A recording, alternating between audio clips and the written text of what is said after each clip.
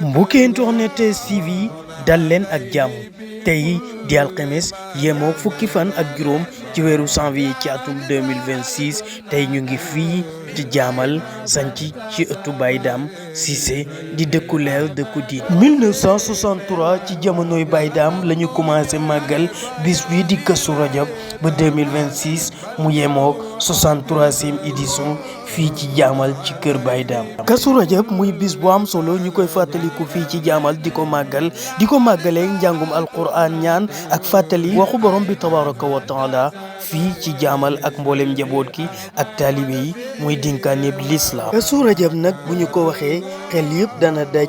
fii ci jaamal ci ëttu Baye Dame Cissé 63e édition bi nga xam ne ñu ngi koy màggal depuis seen wayjur di Baye Dame Cissé jaamal ba ci 4e xalifa bi di Baye Cheikh Tidiane Cissé ànd ak mboolem njabootu Baye Dame di ko màggal muy bis bi nga xamante ni duñu rañaane yonent bi alayhi salaatu wasalaam mu dem ci boromam jëlee fa li nga xam ne mooy julli juróom. Fédération des daïra Al Ahmadiyya jaamal kër Baye Dame taxawaay bu am solo la ñu am ci bis bi ak mbooleem liggéey bu aaju ci kër Baye Dame muy lu am solo. Kazu Rajab àjjuma fukki fan ak juróom-benn ci weeru janvier ci atum 2026 ren nekk 63e édition fii ci jaamal ci ëttu kër Baye Dame bu ko kenn tardé.